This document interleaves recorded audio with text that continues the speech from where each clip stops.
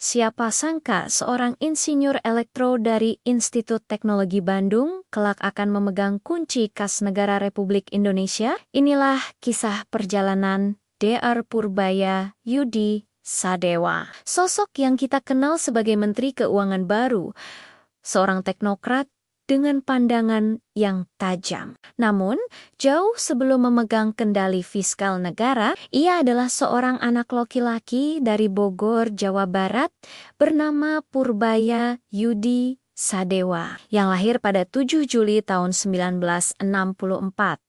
Perjalanan Purbaya tidak dimulai di jalur ekonomi murni. Awalnya, ia adalah seorang insinyur sejati. Ia menamatkan pendidikan sarjananya dari salah satu institusi teknik terbaik di Indonesia, Institut Teknologi Bandung, dengan gelar Sarjana Teknik Elektro. Latar belakang inilah yang kemudian membentuk cara berpikirnya yang sangat logis, terstruktur, dan berbasis data, sebuah fondasi yang kokoh untuk perjalanan hidupnya. Setelah lulus, Purbaya sempat menjajal karir yang relevan dengan ilmunya, yaitu sebagai Field Engineer di Schlumberger Overseas SA dari tahun 1989 hingga ke 1994, namun gairah dan minatnya perlahan bergeser. Daya tarik pada dinamika ekonomi makro dan kebijakan publik yang kompleks membawanya pada sebuah keputusan besar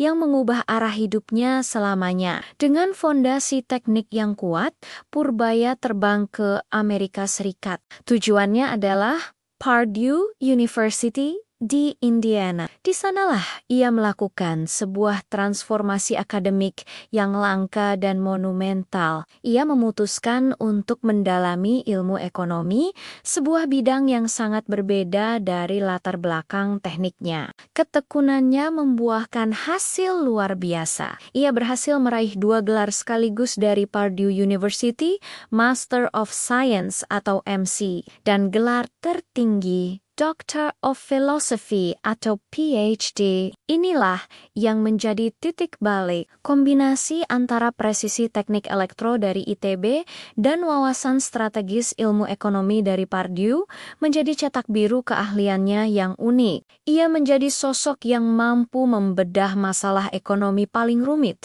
dengan pendekatan kuantitatif dan teknis yang akurat. Hal ini menjadikannya seorang teknokrat yang komplit, siap menghadapi tantangan apapun. Kembali ke tanah air, keahlian Purbaya yang unik segera menarik perhatian pasar modal. Ia memulai karier sebagai senior economist di Danareksa Research Institute dari tahun 2000 hingga ke 2005.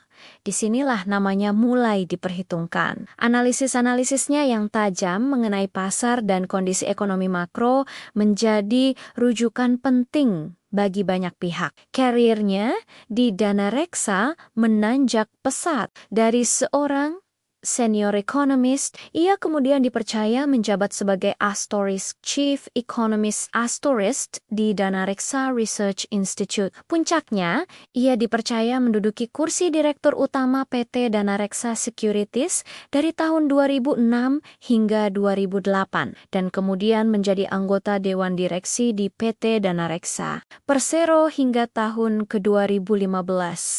Pengalamannya yang panjang di Danareksa memberinya pemahaman yang mendalam tentang selek belok pasar modal, kebijakan investasi, serta dinamika korporasi yang kompleks. Setelah malang melintang di dunia korporasi, Purbaya mulai terlibat aktif dalam pemerintahan. Ia menjabat sebagai staf khusus hingga deputi bidang koordinasi kedaulatan maritim dan energi di Kementerian Koordinator Bidang Kemaritiman dan Investasi dari tahun 2018 hingga ke 2020.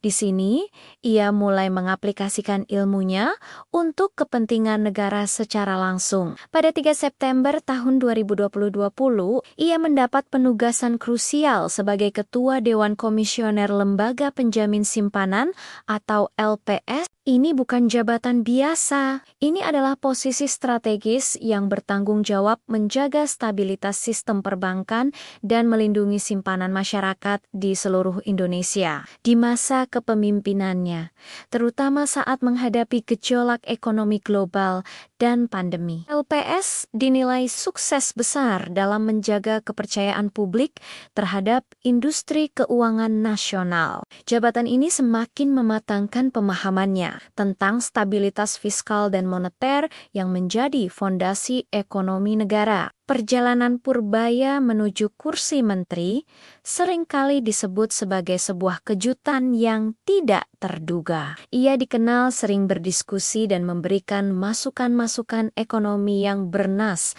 kepada Presiden. Beberapa cerita bahkan mengungkapkan bagaimana ia sering diundang dalam rapat-rapat internal, bahkan di kediaman Presiden, untuk membedah situasi ekonomi terkini dan mencari solusi terbaik. Kedekatan dan kepercayaannya inilah yang menjadi sinyal kuat. Puncak dari perjalanan kariernya terjadi pada 8 September 2025. Di tengah berbagai spekulasi, Presiden Prabowo Subianto secara resmi melantik Dr. Purbaya Yudi Sadewa sebagai Menteri Keuangan Republik Indonesia dalam Kabinet Merah Putih menggantikan Sri Mulyani Indrawati.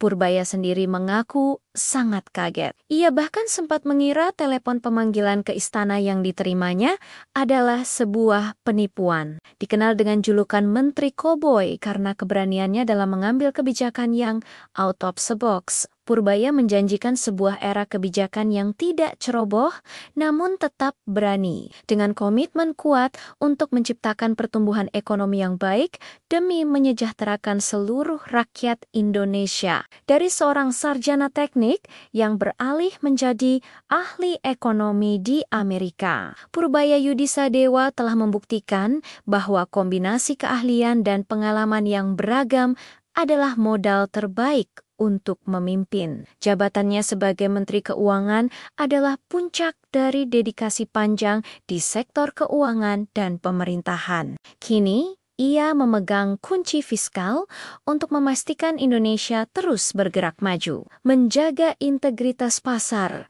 dan mendorong pertumbuhan demi kesejahteraan rakyat. Kisahnya adalah bukti nyata bahwa latar belakang apapun dapat membawa seseorang ke posisi tertinggi, asalkan didasari oleh kompetensi, integritas, dan keberanian untuk bertindak. Terima kasih sudah menonton kisah inspiratif ini. Jika kalian suka dengan konten seperti ini, jangan lupa untuk like, komen, dan subscribe ya. Sampai jumpa di video berikutnya.